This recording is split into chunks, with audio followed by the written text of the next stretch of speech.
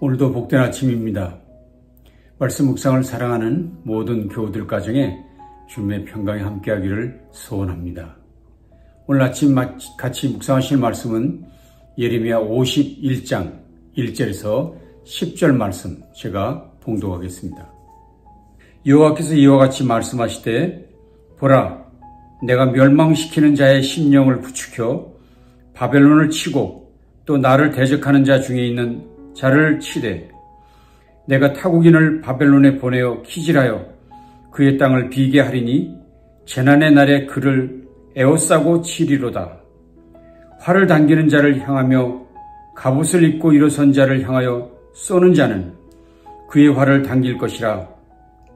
그의 장정들을 불쌍히 여기지 말며 그의 군대를 전멸시키라. 무리가 갈대아 사람의 땅에서 죽임을 당하여 엎드려질 것이요 관통상을 당한 자가 거리에 있으리라.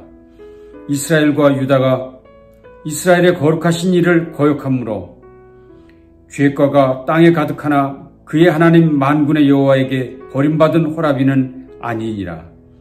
바벨론 가운데서 도망하여 나와서 각기 생명을 구원하고 그의 죄악으로 말미암아 끊어짐을 보지 말지어다. 이는 여호와의 보복의 때니 그에게 보복하시리라. 바벨론은 여호와의 손에 잡혀 있어 온 세계가 취하게 하는 금잔이라. 뭇 민족이 그 포도주를 마심으로 미쳤도다. 바벨론이 갑자기 넘어져 파멸되니 이로 말미암아 울라. 그 상처를 위하여 유향을 구하라. 혹 나으리로다. 우리가 바벨론을 치료하여 하여도 낫지 아니한즉 버리고 각기 고향으로 돌아가자. 그 화가 하늘에 미쳤고 궁창에 달하였음이로다.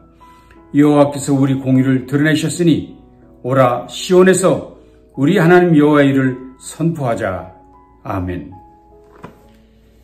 예레미야 51장은 51장 50장부터 이어지는 바벨론에 대한 심판 예언의 말씀입니다.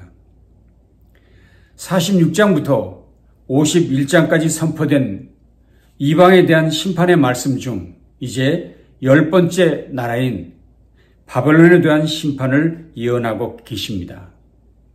내용상으로는 가장 많은 내용을 담고 있습니다. 바벨론은 예레미야 선지자가 활동하던 시대에 중동 지역에 패권을 쥐고 있던 나라입니다.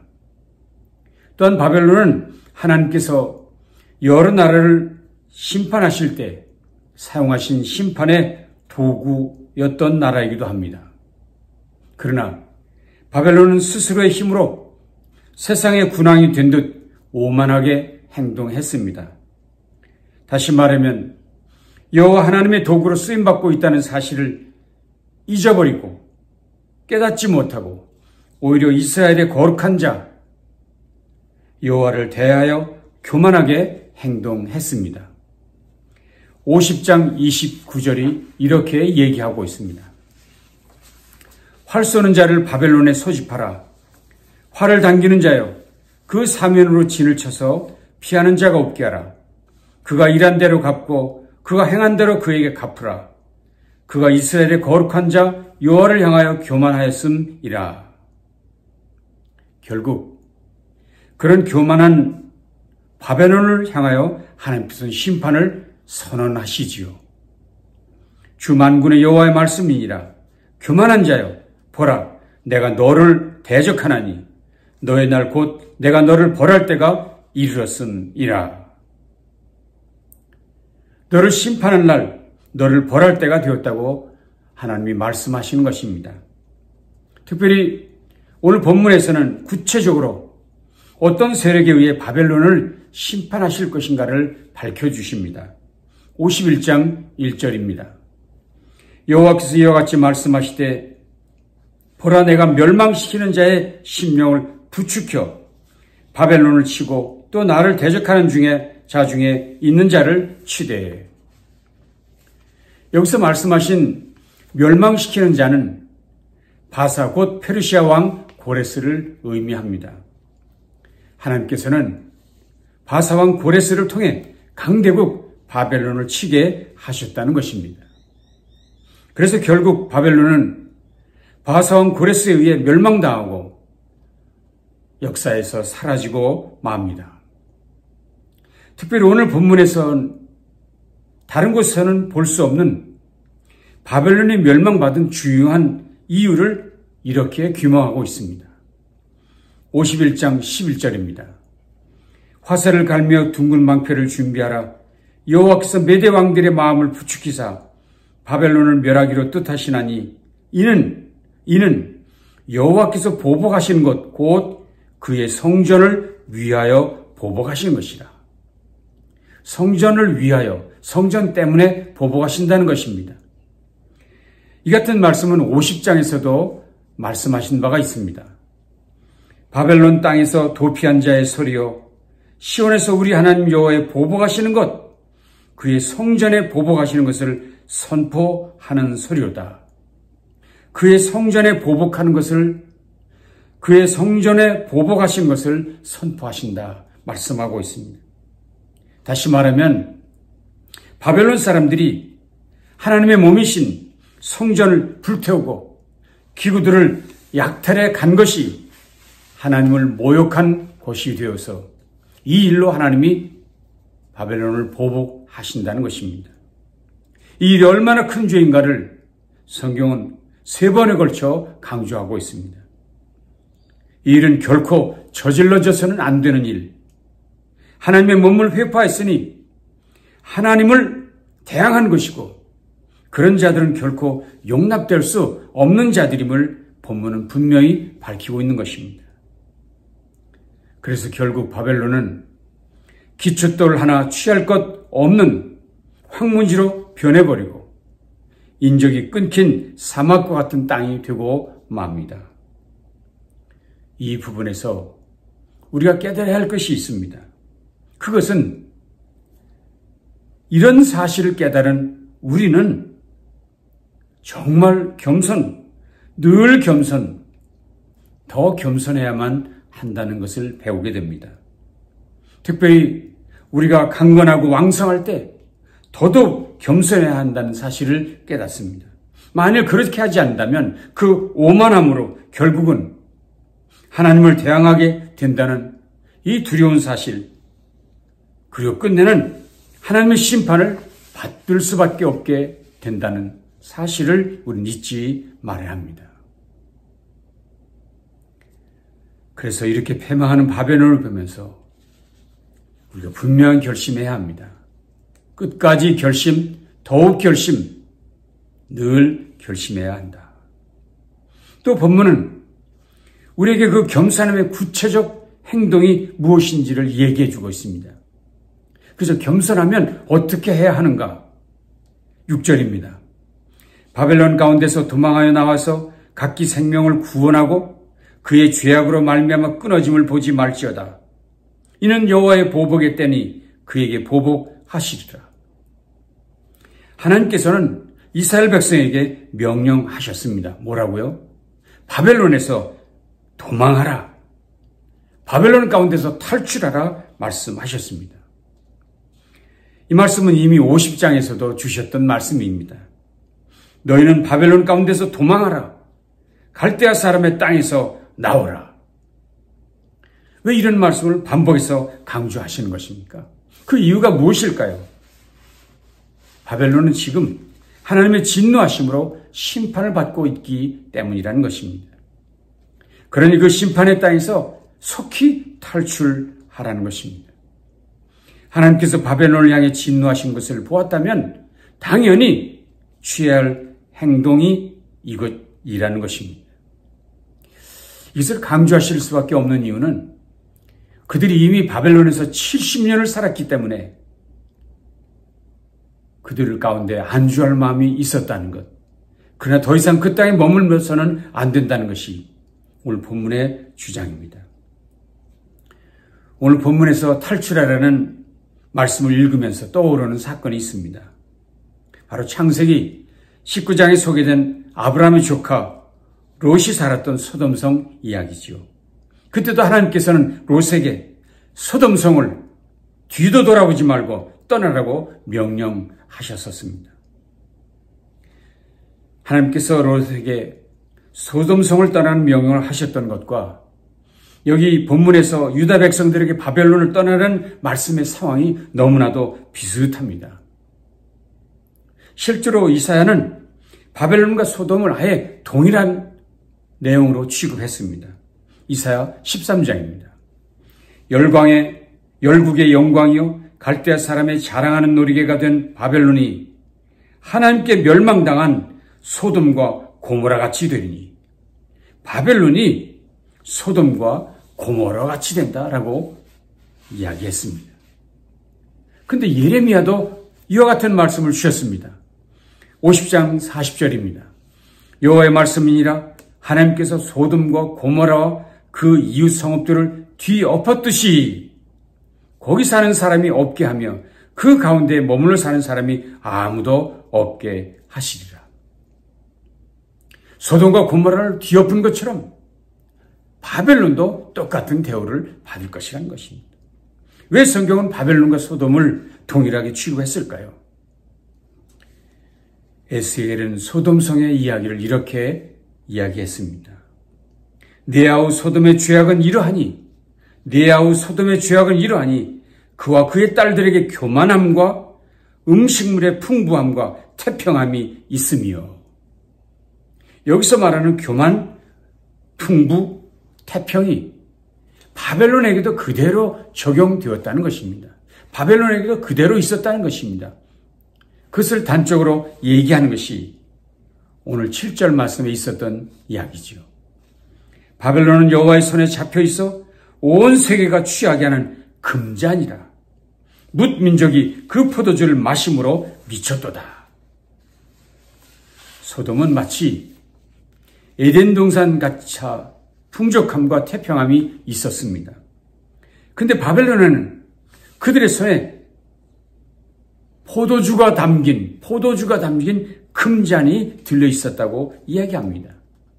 그러니 결국 소돔과 바벨론의 공통점이 이것이라는 것. 풍족함과 태평함으로 포도주의 취함 같은 타락의 모습이 그들의 공통점이라는 것입니다.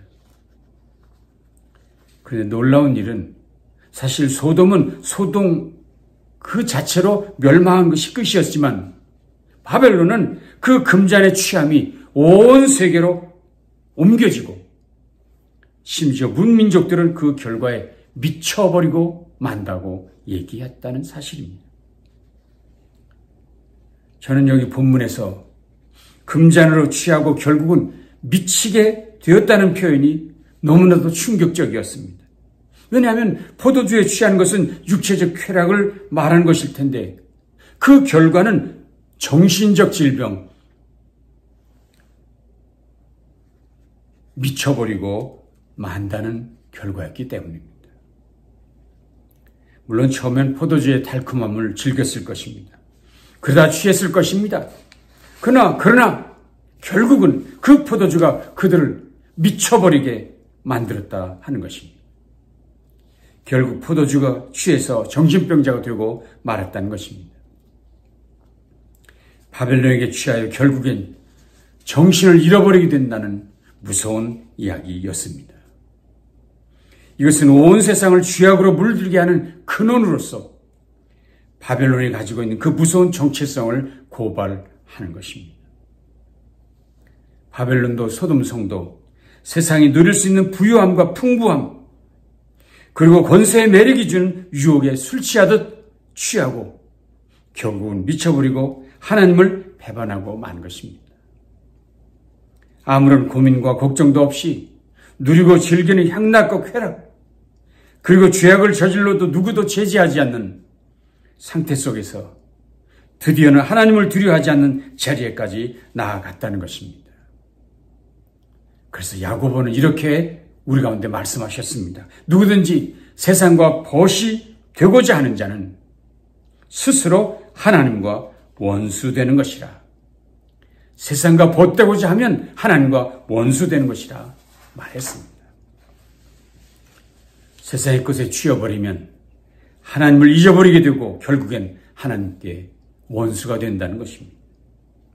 그래서 하나님께서는 그 도성들, 그 나라를 멸하기로 작정하셨던 것이고, 그러니 이제 우리는 그 바벨론 같은 이 세상에 취하지 않기 위해서 그것으로부터 탈출해야 한다, 벗어내야 한다, 벗어 던져야 한다는 것입니다.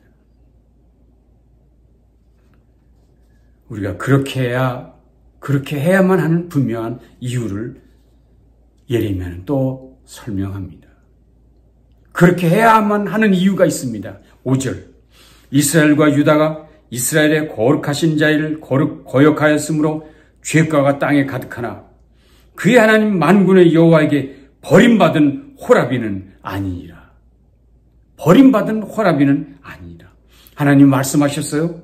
이스라엘이 비록 범죄함으로 징계를 받고 있다 하더라도, 그렇다 하더라도 이스라엘이 하나님께 버림받은 호라비는 아니라는 것입니다. 표준 세번역 성경에서는 이렇게 말했습니다. 자기들이 하나님 만군의 주께 버림을 받은 것이 아니다. 비록 그들이 지금 징계를 받고 있지만, 너희들이 징계를 받고 있지만 너희들은 하나님께 버림받은 존재는 아니라는 것. 그것을 인정해야 한다는 것. 그것이 너의 정체성이라는 것. 그것이 너의 본질이라고 얘기하는 것입니다. 그렇습니다.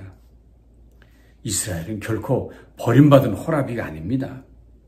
비록 범죄함으로 징계 중에 있다 할지라도, 그래서 포로로 끌려온 존재라 하여도, 그렇다고 해서 너희는 버림받은 존재, 결코 아니라는 사실을 잊어버리면 안 된다는 것.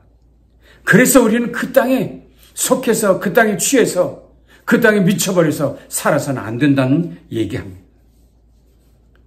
우리가 징계 중에 있다 할지라도 결코 낙심하지 말아야 할 이유가 이것입니다.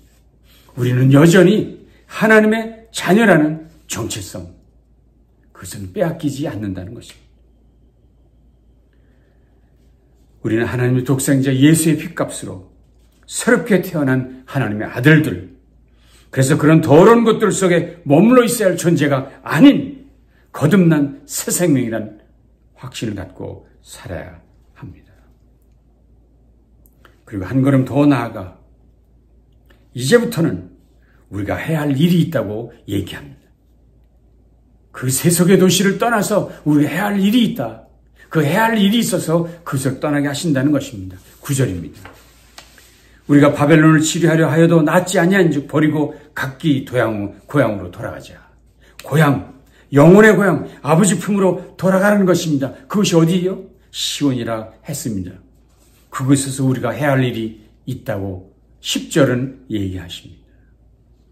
여호와께서 우리 공의를 드러내셨으니 오라! 시온에서 우리 하나님 여호와의 일을 선포하자. 시온에서 할 일이 있습니다. 무엇입니까? 여호와 하나님의 일을 선포하는 일. 그 일을 위해서 떠나야 하고 벗어나야 하고 탈출해야 하고 그 일을 위해서 우리가 일어서야 한다는 것입니다. 하나님의 심판이 시작될 곳 바벨론을 떠나야 합니다. 벗어 던져야 합니다. 그리고는 영혼의 고향 시온으로 주님의 품으로 달려가야 합니다. 그리고 그곳에서 여호와께서 행하신 이 일을 만방에 선포하는 일, 우리가 해야 할 일입니다. 그 일이 우리에게 맡겨진 이 시대의 마지막 사명입니다. 이 일을 위해 오늘도 힘써 주님의 품을 향해 달려가십시다. 그리고 그곳에서 소리 높여 하나님께서 행하신 거룩한 일들을 만방에 증거하십시다.